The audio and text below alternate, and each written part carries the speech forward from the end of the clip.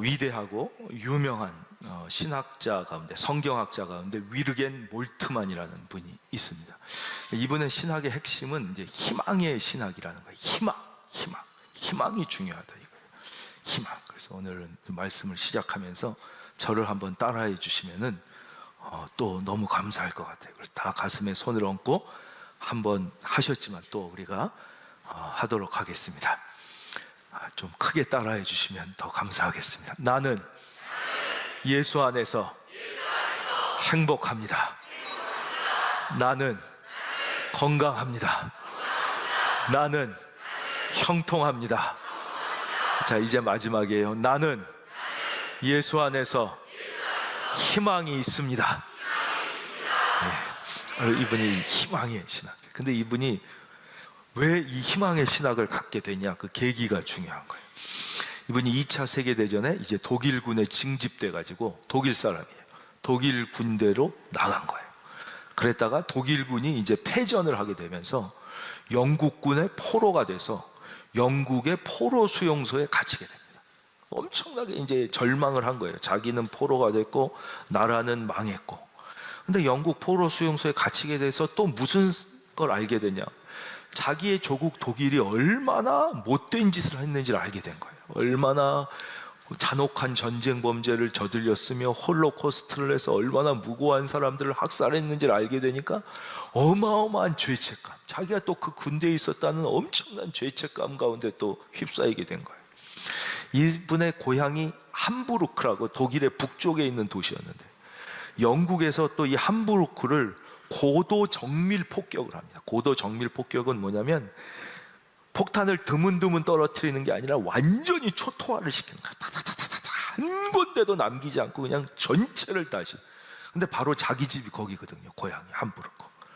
근데 자기 집을 고도 정밀 폭격하니까 이제 자기 모든 가족과 친구는 이제 다 죽었다고 생각하니까 완전히 모든 희망을 잃고 절망하게 된 거예요. 절망. 그러면 이분이 원래는 절망의 신학을 했어야지 정상이잖아요. 근데 거기에 한 영국인 신앙인이에요. 정확히는 이분이 목사님일 텐데 그걸 잘 밝히지 않습니다. 이분이 이 사람을, 자기가 말하자면 적국이잖아요. 적국의 포로인데도 자기를 적국의 포로로 생각하지 않았다는 거예요. 자기를 똑같이 구원받아야 할 한 영혼, 동등한 인간으로 자기를 대우해준 최초의 사람이었다는 거예요. 사실 얼마나 미웠겠어요. 우리가 볼 때는 우리를 짓밟았던 그 일제시대의 일본 사람처럼 느껴졌을 거 아니에요. 그런데 그렇게 하지 않고 구원받아야 할 영혼으로 생각하면서 성경을 건네주게 되는 거예요.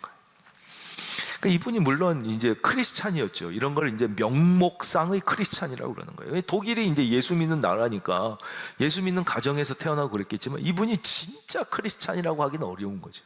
정말 내가 예수님을 인격적으로 만났느냐? 아니었던 거예요. 거기서 이제 성경을 받았어요. 근데 이분이 성경을 주면서 복음서를 읽으시라고. 성경 처음 읽기 어렵잖아요. 이분이 어디서 예수님을 만나게 되냐? 마가복음에서 예수님을 만나요. 혹시 성경을 읽다가 어려우신 분은 마가복음이요, 복음서 중에 제일 쉬운 데예요. 제일 짧아요. 제일 짧아. 그렇죠? 제일 간단하게 써 있어요. 복음서 중에 제일 어려운 데가 요한복음이에요. 요한복음. 제일 쉬운 게 마가복음. 그리고 또 이분이 시편을 읽으십시오. 시편에 보면 그 다윗이 절망 가운데서 부르짖는 내용이 다 나와요.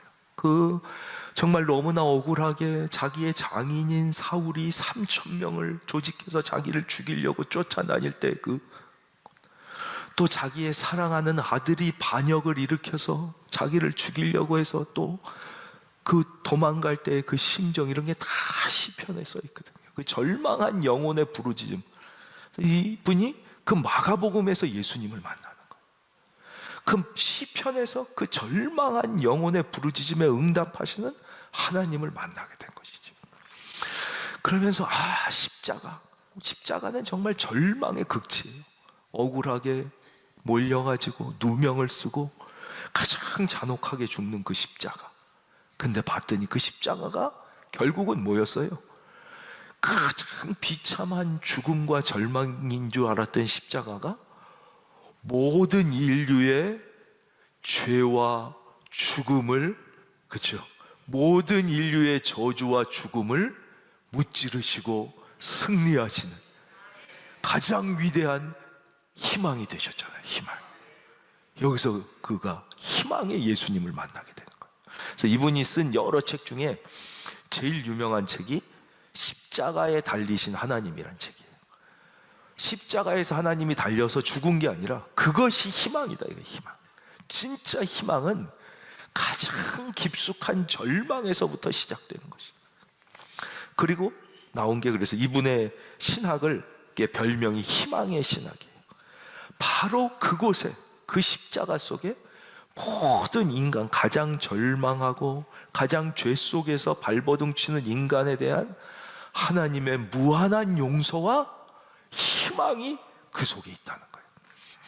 여러분, 2025년 우리가 정말 현실을 보면 국가적으로도 너무 암울하고 개인적으로도 힘들고 어렵고 희망이 전혀 없고 캄캄하고, 생각하면 내일은 더 오늘보다 힘들 것처럼 느껴질지라도 여러분, 십자가를 붙잡으면 희망이 있는 것입니다. 거기에 기적이 있습니다. 여러분, 희망을 가지고 기도하면 없던 길도 열리고, 그리고 제목이 거기서 끝났어요. 그 뒤에가 또 이제 있기 때문에 없던 길만 열리는 게 아니라 이거예요. 희망을 가지고 기도하면, 이 역사적인 인물 얘기했으니까 또 우리나라 분들 한 얘기 보면, 이분이 얼마 전에 천국 가신 분인데, 이분이 이제 자기가 고등학교 다닐 때 자기가 그 학교에서 공부도 1등, 특별히 자기는 수학을 그렇게 잘했대요. 꿈이 훌륭한 과학자가 되는 게 꿈이었대요. 공부 1등, 달리기도 1등이었대요. 보통 공부 잘하는 애들이 운동 잘하기 쉽지 않은데 다 잘했나. 달리기도 1등이었대요. 그 우리 교회에 그런 장로님이 한 분 계세요. 그래서 장로님이 서울대학교를 나오신 장로님인데 저한테 그러시더라고요. 하도 축구를 잘해가지고 축구 선수를 하라고 그랬을 정도라고. 그래서 야, 이거 다 잘하는 분들이 가끔 있긴 있나 봐요. 그래서 자기가 달리기도 1등이었다는 거예요. 근데 고등학교 때 이제 폐병에 걸린 거예요. 옛날에는 그렇게 폐병 걸린 분들이 많아요. 그래가지고 거의 죽다가 살아났어요. 근데 기적적으로 살아난 건 좋은데, 폐병에 걸렸기 때문에 이제 학교를 중퇴하게 되고 몇 년을 못 다니게 되고, 그 사이에 친구들은 다 졸업해서 대학을 간 거예요.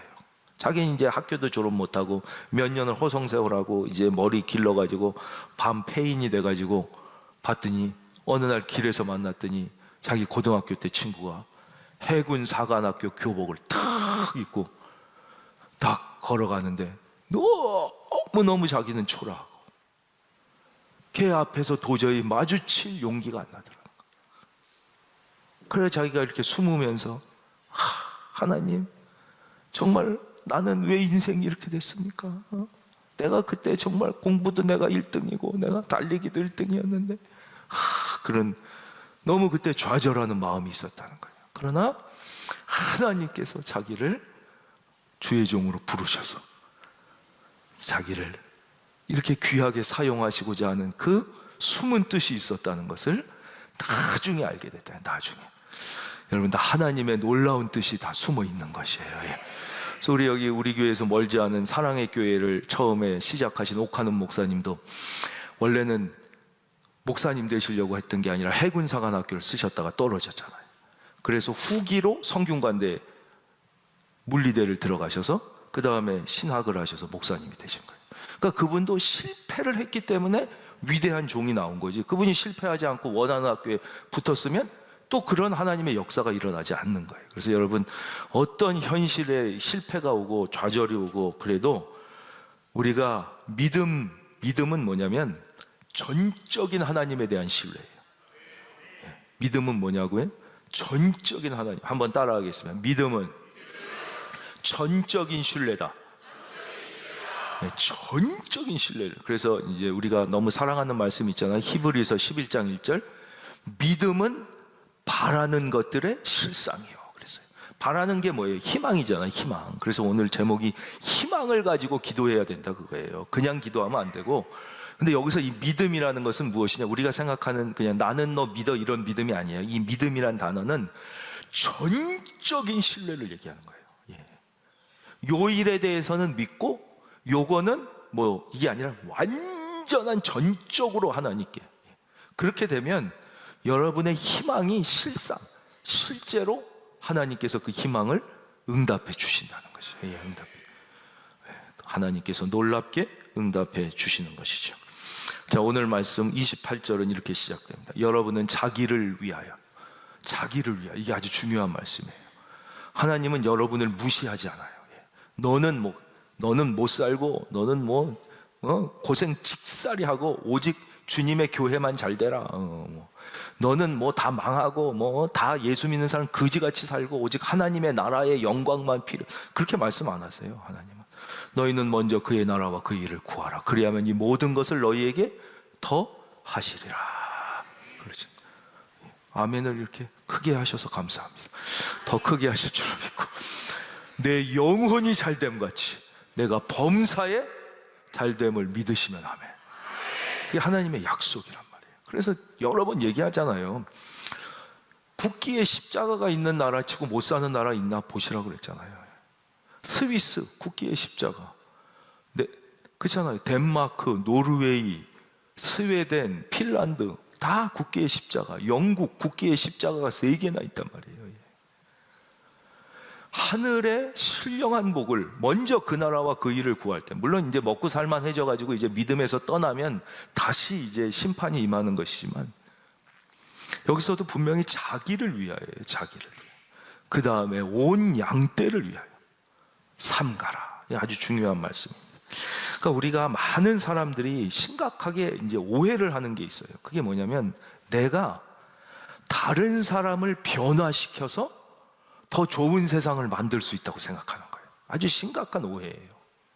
그게 안 됩니다. 그래서 가정에 평화가 임하지 않는 거예요. 많은 아내들이 내가 남편을 바꿀 수 있다고 생각하는 거예요. 바꿀 수 있어요? 바꿔줘요? 아니에요. 안 바뀌어요. 잠깐 상황이 불리하니까 바뀐 척은 할 수 있어요. 사람은 아내가 바뀐다고 바뀌어지지 않아요. 남편이 아내를 바꾸려고 그럽니다. 그러니까 가정에 평화가 없고 가정이 암울한 거예요. 분위기가 무거워요. 왜냐? 바뀌진 않지만 막 싸움 나고 남편이 화를 내고 그러니까 바뀐 척 하는 거예요. 말을 못하지 바뀌는 게 아니에요. 예. 그러니까 그런 가정들은 분위기가 무거운 거예요. 자녀를 바꿀 수 있습니까?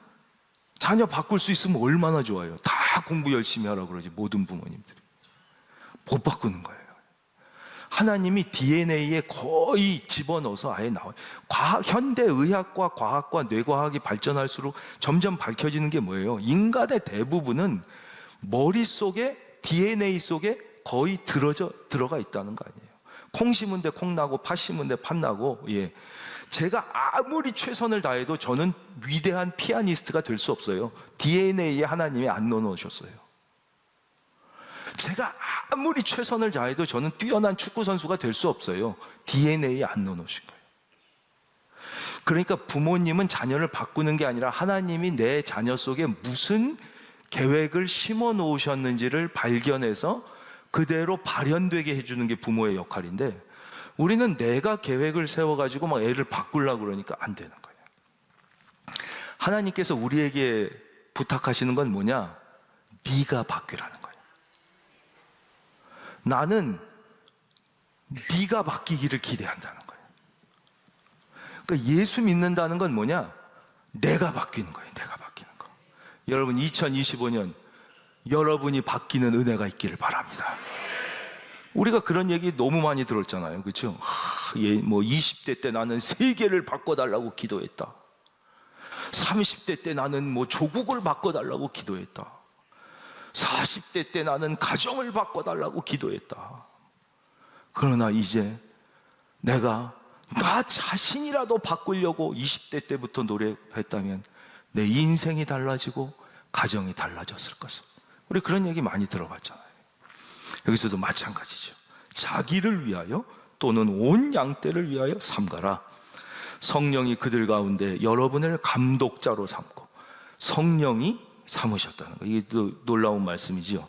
하나님이 자기 피로 사신 교회를 보살피게 하셨느니라. 사실은 이 에베소의 장로님들에게 지금 사도 바울이 마지막 고별 설교를 하는 거예요. 에베소뿐만 아니라 뭐 빌립보, 뭐 데살로니가 교회, 무슨 고린도 교회 다 장로님을 누가 세웠어요? 사도 바울이 세웠죠. 그러나 사도 바울의 설교 속에서 내가 여러분을 감독자로 삼았다 이렇게 말씀 안 하시는 거예요. 사도 바울이 세운 것처럼 보이지만 누가 하셨다는 거예요? 성령이 하셨다는 거예요. 사랑하는 우리 베델 찬양대, 내가 베델 찬양대에 지원한 것 같지만 누가 세우셨다고요? 성령님이 세우신 거예요. 그렇죠. 하나님이 세우신 거예요. 누가 여러분을 큰 은혜 교회 집사로 세우셨어요? 하나님이 세우신 거예요. 그러니까 우리가 나에게 맡겨주신 이 직분을 소홀히 하는 것은 하나님을 무시하는 거예요. 하나님께서 나에게 맡겨주셨는데, 여러분을 누가 그리스도인으로 불러주셨어요? 내가 하나님을 택한 게 아니라 하나님이 여러분을 택하신 거예요. 그 여러 번 말씀드렸잖아요. 그렇죠? 내가 너를 지명하여 불렀나니 너는 내 것이라 그랬어요. 하나님이 택하신 거예요. 제자들이 예수님을 택한 게 아니에요. 예수님이 다 제자들을 불러 내가 너를 늘 사람을 낚는 어부가 되게 하리라 그러신 거예요. 바로 이게 우리는 다 하나님이 나를 세우신 거예요. 여러분을 큰 은혜 교회의 성도님으로, 집사님으로. 그래서 우리는 하나님께서 나를 세우셨다는 분명한 아이덴티티가 있어야 돼요. 자기 의식이 분명해야 돼요. 나는 하나님의 사람인 것이에요. 한번 따라하겠습니다. 나는 이레베도 하나님의 사람이다. 그 분명한 자기 의식이 있어야 돼요. 2025년 우리는 나는 이레베도 하나님의 사람이다. 나는 하나님이 나를 선택하시고 자녀 삼으셨다는 분명한 자기 인식을 가지고 살아가야 됩니다. 우리 하나만 더 살펴보도록 하겠습니다. 29절, 내가 떠난 후에 사나운 이리가 여러분들에게 들어와서 그 양떼를 아끼지 않냐면, 이건 늘 사탄은 끊임없이 2025년도에도 여러분을 공격해가지고 믿음에서, 신앙에서, 말씀에서 떨어지게 하는 거예요. 사탄이 얼마나 집요하냐면 에덴 동산까지 들어온 게 사탄이에요. 하나님이 만들어 놓으신 에덴 동산에까지 들어와서 아담과 하와를 유혹해서 넘어뜨린 거예요. 그런데 어디를 안 들어오겠냐 이거예요. 그러니까 방심하면 다 넘어가는 거예요. 방심하면. 꼭 기억하셔야 돼요. 사탄은 에덴 동산까지도 들어온 거예요. 여러분 마음에 수시로 들어오는 거예요. 성경 말씀을 의심하게 하고, 믿음을 의심하게 하고, 세상을 사랑하게 하고, 그렇죠, 기도에 낙심하게 하고. 여러분 그럴 때마다 단호하게 사탄아 물러가라 그래야 돼요. 저도 그래요. 저도 성경을 읽다 보면 의심이 갈 때가 있는 거예요. 이게 진짜 될까? 이게 기도한다고 될까? 그럴 때마다 가만히 있으면 안 되는 거예요. 담대하게 의심케 하는 사탄은 떠나갈지어다. 사탄은 끊임없이 들어오는 거예요. 우리는 늘 영적으로 깨어 있어야 돼요. 사탄에 대한 얘기는 뭐 끝도 없이 할 수 있지만 오늘은 여기까지 하겠어요. 그 다음 31절 30절, 또한 여러분 중에서도 제자들을 끌어 자기를 따르게 하려고 어그러진 말을 하는 사람들이 일어날 줄을 내가 아노라 그랬어요. 그럼 뭐 이거는 뭐 당연한 거예요. 또 다 안에서도 어그러진 말을 하는 사람들이 늘 있어요. 그러니까 우리가 이제 동물의 왕국 같은 거 보면, 그래서 이 시편 가운데 교회를 가장 잘 표현한 곳이 시편 23편이에요. 시편 23편. 여호와는 나의 목자시니 내게 부족함이 없으리로다. 그가 나를 푸른 초장에 누이시며 쉴 만한 물가로 인도하시는도다. 내 영혼을 소생시키시고 자기 이름을 위하여 의의 길로 인도하시는도다. 그게 교회거든요. 그 교회를 이렇게 표현한 것이에요. 그렇기 때문에 우리는 양이란 말이에요. 양은 어떻게 해야지 사냐? 목자를 보고 계속 따라가야 돼요. 그런데 목자를 보고 따라간다고 다 따라가는 게 아니에요. 여기 목자가 있다. 우리 그림 봤잖아요. 예수님 이런 거 지팡이 지고 딱 가시면 목자 옆에서 따라가는 양도 있고 저 뒤에서 따라가는 양도 있어요. 여러분, 이왕이면 어떤 양이 되고 싶으세요? 예수님 옆에서 따라가실래요? 저 맨 뒤에서 따라가실래요? 2025년도에는 가까이서 따라가시길 바라요. 그러니까 꼭 사나운 일이라고 그러잖아요. 여기 29절 사나운 일이나 이런 게 보면 동물의 왕국도 꼭 그렇잖아요. 꼭 보면 영양이나 이런 것도 보면 그 무리에 같이 있질 않고 혼자 쫄래쫄래 떨어져 있는 애들이 있단 말이에요. 이런 쪽. 그럼 늘 걔네들이 타겟이 되는 거예요. 타겟이. 그래서 팍 먹히는 거란 말이에요. 그래서 이왕이면 우리가 예수님을 믿어도 더 주님과 가까이 있으면 더 좋은 꼴을 먹는 거예요. 하나님은 모두가 다 좋은 꼴을 먹길 원하시지만, 원하시지만, 그래서 록펠로도 그랬잖아요. 그 어머니가 그 록펠로에게 준 10계명 이런 거에 보면 뭐예요? 늘 예배 시간에는 일찍 와라. 그 록펠로에게 준 거 아니에요? 그 어머니가. 늘 예배당에는 앞자리에 앉아라. 그렇다고 뒤에 앉았다고 은혜 못 받는다는 게 아니에요. 또 그건 아니지만, 하여튼 그렇게 다 했다는 거 아니에요. 이왕이면 우리가 예수님을 다 똑같이 따라가는 양이라도 앞장서서 앞에서 가까이 따라가는 게 멀찌감치 따라가는 것보다 좋다 이거예요. 그 다음 마지막입니다. 32절 우리 소리내서 읽겠습니다. 32절 말씀 시작. 지금 내가 여러분을 주와 및 그 은혜의 말씀에 부탁하노니 그 말씀이 여러분을 능히 든든히 세우사 거룩하게 하심을 입은 모든 자 가운데 기업이 있게 하시리라. 아멘. 그러니까 내 중심이면 늘 져요. 그러나 하나님 중심이면 늘 이기는 거예요. 내 중심이면 늘 지고 말씀 중심이면 늘 이기는. 그 대표가 뭐냐? 바로 다윗이에요. 골리앗은 내 중심이에요. 내 힘으로 나왔어요. 그러나 다윗은 하나님 중심이에요. 너는 칼과 창과 단창으로 내게 나아오거니와 나는 만군의 여호와 하나님의 이름으로 내게 나가노라. 그래 다윗이 이기는 거예요. 바로 왕은 자기 중심이에요. 자기가 이집트 세계 초강대국의 권력자예요. 그러나 모세는 자기 중심이 아니에요. 하나님 말씀 중심이에요. 하나님께서 내 백성을 애굽에서 해방하여 내라. 말씀에 순종한 거예요. 순종했더니 막 좋은 일이 막 생겼어요? 그렇지 않았어요. 순종했는데 뒤에는 애국 군대가 쫓아오고 앞에는 홍해의 물이 가로막혀 있었어요. 이제 물에 빠져 죽거나 뒤에 바로의 군대에게 잡혀 죽거나 그래. 거기 보면 성경에 보면 탱크를 600대를 동원했다고 돼 있어요. 그 옛날엔 병거가 탱크입니다. 탱크 600대를 동원해가지고 전군을 동원해서 다 죽이려고 바로가 쫓아옵니다. 앞에는 홍해가 가로막고 있습니다. 그때 모세가 절망하지 않아요. 모든 백성이 다 절망하죠. 거기서 우리를 다 죽이려고 네가 그랬구나. 뭐 불에 빠져 죽는 것보다는 그냥 종노릇 하는 게 낫지. 그럴 때 모세가 희망을 버리지 않았어요. 그가 잠잠하고 하나님께서 우리를 위하여 행하시는 것을 보라. 그래서 하나님께 손을 들어 희망을 가지고 기도했어요. 그랬더니 어떤 일이 일어났어요? 없던 길이 열린 것이죠. 홍해에 하나님께서 길을 내셨어요. 2025년도에는 여러분의 인생에 없던 길이 열리기를 바랍니다. 근데 없던 길만 열린 게 아니에요. 이 홍해물이 뭐였어요? 자신들의 장애물이었잖아요. 그렇죠? 자기들의 길을 가로막는. 근데 없던 길이 열렸을 뿐만 아니라 애국 군대가 어떻게 됐어요? 그 홍해에 빠져 죽게 됐어요. 오히려 자기를 방해하던 방해물이, 자기를 공격하던, 우리로 치면 사탄, 자기를 공격하는 세력을 오히려 무찌르게 되는, 자기를 도와주는 것으로 바뀌게 되는 것이죠. 그래서 우리가 말씀을 붙잡고, 이제 말씀을 붙잡는다는 걸 조금 어려운게 하면 이제 말씀이 되는 거예요. 이걸 좀 어려운 말로 성령의 조명이라고 그래요. 성령의 조명. 그러니까 하나님의 말씀을 우리가 막 읽는다고 되는 게 아니라 늘 기도하면서 성령의 도우심을 받아 우리가 말씀을 읽을 때 성령이 하나님의 말씀을 적용하게 하시고 하나님의 말씀을 상황에 맞게 기억나게 해주시는 거예요. 그걸 성령의 조명이라고 그래요.